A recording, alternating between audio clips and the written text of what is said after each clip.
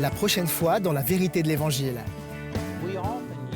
Nous parlons souvent de rédemption en pensant que l'on a été libéré, et les gens font référence à leur corps physique ou à leur âme, mais la vérité est que votre corps n'a pas encore été libéré. 1 Corinthiens chapitre 15 dit que ce corps mortel doit revêtir l'immortalité. Il est question ici de notre corps physique qui est mortel, mais il va ressusciter et nous aurons un corps glorifié. Et donc il y a une rédemption de notre corps qui n'a pas encore eu lieu. L'achat a eu lieu, mais nous attendons encore la libération. Et c'est la même chose pour notre âme. Notre âme n'a pas encore été libérée. Notre esprit est la seule partie de nous qui soit totalement rachetée. Nous avons maintenant l'Esprit du Christ qui vit à l'intérieur de nous et nos esprits sont rachetés. Mais notre corps et notre âme attendent toujours cette rédemption, bien qu'ils aient été achetés.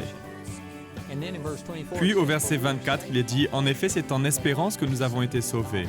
Or, l'espérance qu'on voit n'est plus de l'espérance. Ce que l'on voit, peut-on l'espérer encore?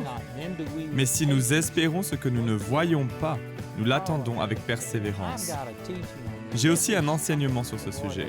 C'est quelque chose que le Seigneur m'a montré qui a tout simplement révolutionné ma marche avec Dieu. Et je vais juste dire ceci car je n'ai pas le temps de le développer. Mais l'espérance n'est rien d'autre qu'une imagination positive. Il est dit ici que l'espérance qu'on voit n'est plus de l'espérance. Donc l'espérance doit être le fait de voir quelque chose qui ne peut pas être vu, ce qui est le cas de l'imagination. L'imagination est la capacité à imager quelque chose que vous ne pouvez pas voir avec vos yeux physiques. Peut-être l'avez-vous vu dans le passé, mais ce n'est pas devant vos yeux à ce moment-là.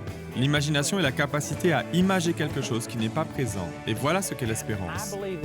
Et je crois que la raison pour laquelle le mot imagination n'est pas utilisé est que dans toute la Bible, à part à un seul endroit, le mot imagination est utilisé de façon négative.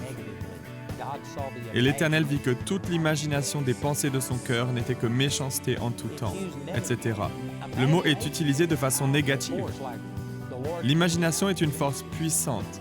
Par exemple, le Seigneur est descendu dans Genèse chapitre 11 et a vu que rien ne les retiendra de faire tout ce qu'ils ont projeté ou imaginé en anglais.